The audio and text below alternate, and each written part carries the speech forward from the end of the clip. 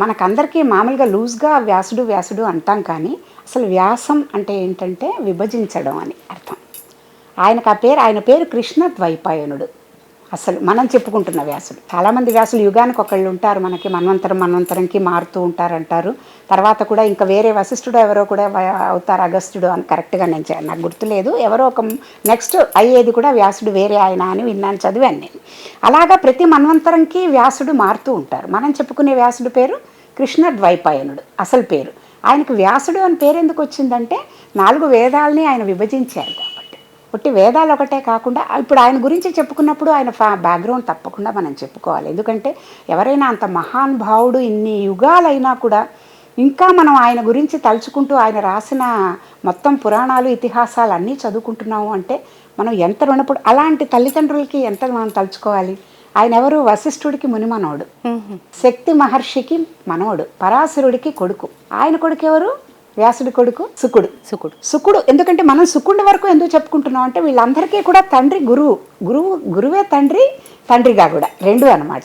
So గురువు దగ్గర నేర్చుకునేదంటే తండ్రి దగ్గర నుంచి నేర్చుకుంటూ వచ్చారు పరంపరగా. అలా వచ్చినప్పుడు వ్యాసుడి దగ్గర నుంచి నేర్చుకున్నది సుకుడు ఎంత అద్భుతమైన వ్యక్తో. సుఖస్థలి అని ఒక స్థలం ఉంది హర్యానా, ఢిల్లీ నుంచి నేను వెళ్ళాను అక్కడికి ఒకసారి. భాగవత సప్తాహం అది జరిగితే చూడ్డానికి నిజంగా వి ఫీల్ సో, అంటే అసలు ఎనర్జీ కానీ ఒకలాంటి మనకు ఆ వైబ్రేషన్స్ ఎంత బాగుంటుందంటే అక్కడ సుకుడు మొదటిసారిగా పరీక్షిత్తుకి భాగవతం చెప్పాడు. ఆ సుకుడు ఎలాంటి వాడంటే ఆవు నుంచి పాలు పిండేంత స్థలం కూడా ఒక చోటు ఉండడు ఎప్పుడు, అసలు ఎక్కడ ఉండడు ఒక దగ్గర. ఎంతసేపు ఎత్తుతారు ఆవు నుంచి పాలు? కొన్ని సెకండ్స్, కొన్ని నిమిషం ఏమో, అంతే ఉంటాడు ఒక్కొక్క స్థలంలో. ఎక్కడ అటాచ్మెంట్ లేకుండా తిరుగుతూనే ఉంటాడు.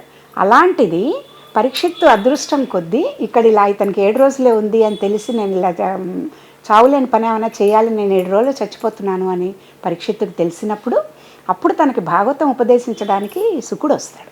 7 రోజులు అక్కడే ఉండి చెప్తాడు. 80 లక్షల మంది వీళ్ళందరూ వచ్చారని, మునులు అందరూ వచ్చారు గంగా ఒడ్డు నుండి, మొత్తం 7 రోజులు విన్నారని. చాలా అద్భుతమైన మనం ఇదంతా అక్కడి నుంచి భాగవతం మనం మళ్ళీ వింటూ ఉంటాం. ఇలా మొదటగా చెప్పింది పరీక్షిత్తుకి సుకుడు అనమాట. అంటే ఆయన వేదవ్యాసుడి కొడుకు. ఆయన తిరగటం అంటే జ్ఞాన సంచారం. అట్లా ఎక్కడికి వెళ్ళినా అలా ఒక్క దగ్గర కూడా ఉండడు ఆయన. ఇంకా కొన్నిసార్లు మనకి భాగవతం చదువుతున్నప్పుడు కొన్ని ఇన్స్టెన్సెస్ కూడా వస్తాయి.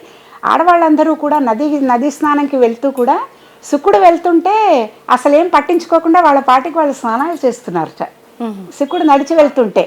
అయితే వాళ్ళు మామూలుగా వేదవ్యాసుడు అక్కడి నుంచి వెళ్తుంటే మళ్ళీ వాళ్ళే కొంచెం సిగ్గుపడి గబగబా వాళ్ళు వస్త్రాలు కప్పుకున్నారని చెప్తారు. ఎందుకు ఇలా జరిగింది అంటే సుకుడికి అసలు అలాంటి మనకి ప్రకృతి సంబంధమైన ఆలోచనలు కానీ ఇలాంటివి కానీ ఏమీ ఉండవని, ఈ స్టేజ్లన్నీ దాటిన ఇవాల్వ్డ్ స్టేజ్లో ఉన్నాడని, వ్యాసుడికి ఇంకా కొంచెం మానవ ఇది ఉంది కాబట్టి ఆయనను చూసి వీళ్ళు ఇలా అనుమానపడ్డారని చెప్తారు. అంటే అది మనం ఎందుకు అనుకోవడం అంటే ఇన్ని రాసాక వ్యాసుడికి కూడా కలత చెందాడు. ఇప్పుడు 4 వేదాలు ఇది చేశారు, 18 అష్టాదశ పురాణాలు రాశారు, తర్వాత భారతం రాశారు. ఇన్ని రాసినా కూడా ఒకలాంటి ఆవేదన, దుఃఖం వచ్చింది తనకి. మనుషులు ఇదంతా చూసి దుఃఖం వచ్చి బాధపడుతున్నప్పుడు అప్పుడు ఆయన ఇలాగా ఉంది అంటే అప్పుడు నారదుడు ఏమంటారంటే వాళ్ళతో చెప్పినప్పుడు, అలా కాదు, మీరు ఏదైనా భక్తుల కథ ఏదైనా రాస్తే అప్పుడు దీంట్లో బాగుంటుంది అని తెలిసి అప్పుడు భాగవతం రచిస్తాడు. అప్పుడు తనకి శాంతి దొరుకుతుంది అనమాట. అంటే భక్తి ద్వారా ఒక భగవంతుడిని చేరడానికి ఈజియెస్ట్ వే భక్తి. ఆ భక్తి ద్వారా ఎంతోమంది భక్తుల కథలు చెప్పి తరించి మనందరినీ కూడా తరింపచేసేటట్టు రాశాడు. వ్యాసుడు ఎందుకు అంత గొప్పవాడయ్యాడు అని అంటే ఇప్పుడు మనం అనుకున్నట్టుగానే ఈ 4 వేదాలను విభజించడమే కాకుండా మనకి భాగవతం చెప్పుకుంటే అందులో మనకి ఈ విష్ణు సహస్రనామం గురించి భీష్ముడికి ఆ ఉదంతం అక్కడ రావడం. ఇప్పటికీ మనం విష్ణు సహస్రనామం నిన్ననే తొలేకాదశి అయింది, మనం విష్ణుమూర్తిని కొలుచుకునేటప్పుడు విష్ణు సహస్రనామం చేసుకోవడము అది ఇచ్చింది అందులో. తర్వాత భగవద్గీతని ఇచ్చారు. ఏది మన మహాభారతం చెప్తూ కృష్ణుడు చెప్తున్నప్పుడు 4 విన్నారన్న దాంట్లో వ్యాసుడు కూడా విని రచించారు. అర్జునుడికి కృష్ణుడు చెప్తున్నప్పుడు ఏది భగవద్గీతను అందించిన దాంట్లో కూడా మనందరికీ అది చేరడానికి కూడా ఆయన మొత్తం అదంతా రాసి ఆయన అర్జునుడికి చెప్పినా మనందరికీ చేరేటట్టు చేసింది కూడా వ్యాసుడు. సో ఇట్లా మానవాళికి అవసరమైన ఎన్నో గ్రంథాలు, అంటే ఏదైతే వేద విహితమైందో, ఇప్పుడు తన ఫిక్షన్ రాయలేదు, జరిగింది ఏదైతే వేద విహితంగా వేదాల ద్వారా శబ్దాల ద్వారా వీళ్ళు విన్ని మనం అట్టిపెట్టాలి ఫ్యూచర్ జనరేషన్స్కి, ఇదంతా విభజించాలి, కలగపలగంగా ఉన్నాయి, ఏదేం చేయాలో ఎవరికి తెలియదు, వీళ్ళు కష్టపడతారు అనుకున్న వాటన్నిటినీ విభజించి ఋగ్వేదం, యజుర్వేదం, సామవేదం, అథర్వణ వేదం అనే 4 వీటి కింద విభజించి ఆ శాఖోపశాఖలుగా వాటికి ఉన్నవన్నీ ఎన్నో శాఖలు ఉండేవి ముందు, అవన్నీ కూడా పోయి 1131 శాఖలు ఏవో దొరికాయని అంటారు.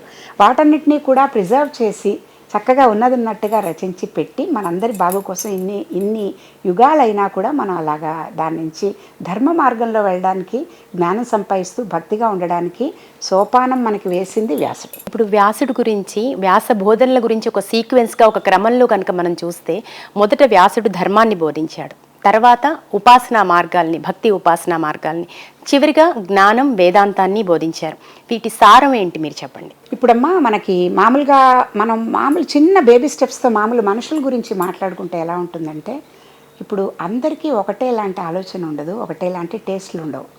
వాళ్ళ కర్మాలను బట్టి, వాళ్ళు ఉన్న స్టేజ్ని బట్టి ఎంత మాత్రమున ఎవరు తలచినా అంత మాత్రమే నీవు అని అన్నమయ్య అన్నట్టుగా ఏ నిమిషంలో ఎవరు ఎలా మారుతారో తెలియదు. ఇప్పుడు మా ఇంట్లో ఎవరింట్లో అయినా, ఇప్పుడు మీ ఇంట్లో చిన్న పాప ఉందా అనుకుందాం, హస్బెండ్, వైఫ్, పాప, అత్తగారు, మామగారు ఉన్న ఒక ఇల్లు తీసుకుంటే చిన్న ఎగ్జాంపుల్కి ఐదుగురికి వంకాయ కూర ఒకటేలాగా ఇష్టం ఉంటుందా? లేదు. వంకాయ ఫ్రై ఒకళ్ళకి ఇష్టం ఉంటుంది, మసాలా ఒకళ్ళకి ఇష్టం ఉంటుంది, ఏదో కూర పెడితే అట్లాగే అదేమంటారంటే మొత్తం మనుషులకు కూడా రకరకాల టేస్ట్లు, అది దేన్ని బట్టి, వాళ్ళ పాస్ట్ కర్మల్ని బట్టి కూడా కంటిన్యూ అవుతూ ఉంటాయి. భక్తి మార్గం కొంతమందికి నప్పుతుంది, జ్ఞాన మార్గం కొంతమందికి నప్పుతుంది. ఇవన్నీ కాదు, అసలు ఉన్నది ఏమిటి, రెండే కదా, రెండు కూడా కాదు, ఒకటే అద్వైతం. ఏంటి, నేను భగవంతుడు వేరు కాదు, ఇద్దరం ఒకటే. భగవంతుడి దగ్గర నుంచి వచ్చాను, నేను భగవంతుడి దగ్గరికి వెళ్ళిపోవాలి. భగవంతుడు కాని పదార్థం అంటూ ఏదీ లేదు అనుకునేవాడు ఒకడు. వాడికి అసలు ఇవన్నీ ఉపాసనలు కూడా అక్కర్లేదు. మనందరం కొంచెం మామూలుగా ఉన్నవాళ్ళం ముందేంటి భక్తి ద్వారా ఎంటర్ అవుతాం భగవంతుడి దగ్గరికి. భక్తి ద్వారా ఎంటర్ అయ్యి స్తుతిస్తాం. ఇప్పుడు మనం ఎవరి దగ్గరికో వెళ్ళాం, ఏ ఇంటర్వ్యూకో లేకపోతే ఎవరి దగ్గరికో, ఏం చేస్తాం, ముందు వెళ్ళంగానే నువ్వెంత అన్నట్టు ఉండం కదా. మనకి భోజనం పెట్టి మనకు ఒక ఉద్యోగం ఇస్తున్న బాస్ని మనం ఎలా చూస్తాం, ఒక అద్భుతమైన వ్యక్తిలాగా చూస్తాం, అంటే మన జీవితం నిలబడడానికి. మరి అలాగా ఉన్నప్పుడు మనకి ఇంత చేస్తున్న వాళ్ళని మనం ఎంత భగవంతుడి మీద గ్రాటిట్యూడ్ కొద్దీ మనం స్తోత్రాలు చేస్తున్నాం. అది భక్తి. అంటే నువ్వు నాకు ఇంత ఇస్తున్నావే, అరే నేను ఇట్లా ఉన్నాను, నేను పుట్టకముందే మా అమ్మకి నాకు ఆహారాన్ని కూడా సమకూర్చావు, నేను పుట్టాక నాకు ఇన్ని రకాల ఫెసిలిటీస్ ఇచ్చావు, నేను ఎదగడానికి ఇంత తోడ్పడ్డావు, నేను ఏమైనా పని చేస్తే నాకు సక్సెస్ రావడానికి చేస్తున్నావు, నేను నిన్ను నాకు తోచినట్టుగా, నేనేది నాది నీకు ఇవ్వట్లేదు. నేను ఒక పండు తీసుకొచ్చి నైవేద్యం పెట్టానంటే నేను పండించానా? నేను సృష్టి చేయలేదు, అది నేను డబ్బులు పెట్టి ఆయన ఇచ్చింది ఆయనకి ఇస్తున్నాం. సో నిజంగా ఇలా మొదలు పెట్టాక ఒక స్టేజ్ వస్తుంది మనకి, ఇందాక అన్నట్టుగా మనం అనుకున్నట్టు. ఏ స్టేజు? ఆయన ఇచ్చింది ఆయనకి ఇవ్వడంలో గొప్పే ఉంది. నాదేదైనా ఆయనకి ఇద్దాం. ఏమి ఇవ్వాలి? నా మనస్సు, నా తనువు, మొత్తం నా ఆలోచనలు ఇవన్నీ ఆయనకి సమర్పించి, అరిషడ్ వర్గాలు ఏదైతే నాకు అడ్డం పడుతున్నాయో, నిజం తెలుసుకోవడంలో అడ్డం పడుతున్నాయో, వాటన్నిటినీ కూడా సంస్కరించుకుని ఒక్కొక్కటి నిర్మూలన చేసుకుంటూ క్లీన్ స్లేట్తో చక్కగా భగవంతుడు నాకు ఎంతటి శుభ్రమైన జీవితంతో మొదలుపెట్టించాడో మళ్ళీ అలాగే అన్నీ వదిలించుకుని మళ్ళీ అలాగే ప్యూర్ హార్ట్తో భగవంతుడిని చేరాలి అనే ఒక తపన. ఆ జ్ఞాన మార్గంలోకి వెళ్ళిన వాళ్ళకి ఉపాసనతో ఏం పని లేదు.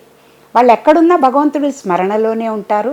ప్రతి నిమిషం వాళ్ళు అదే తలుచుకుంటూ ఉంటారు. నేను దీపారాధన చేశానా లేదా, పువ్వు పెట్టానా లేదా, నైవేద్యం అసలు ఏముండదు. ఎప్పుడు అది నేను కాంతి ఏముంది, నేను తింటుంటే. అంటే ఇప్పుడు అందులో కూడా చెప్తారు, నిజమైన పూజ, ఆత్మబోధ ఇలాంటి వాటిల్లో చెప్పేటప్పుడు ఏం చెప్తారు, నువ్వు వేసే ప్రతి అడుగు ప్రదక్షిణ అంట దేవుడికి, నువ్వు తినే ప్రతిదీ కూడా భగవంతుడికి నైవేద్యం అంట. ఇప్పుడు మీరు చెప్పినట్టు విశ్వాసాలన్నీ కూడా భగవంతుడికి నువ్వు పెట్టే ఆ అగరబత్తులు, హారతులు అవిట, గాలి అదంతా అలాగా అని చెప్తూ, ఎంత అద్భుతమైన భావన.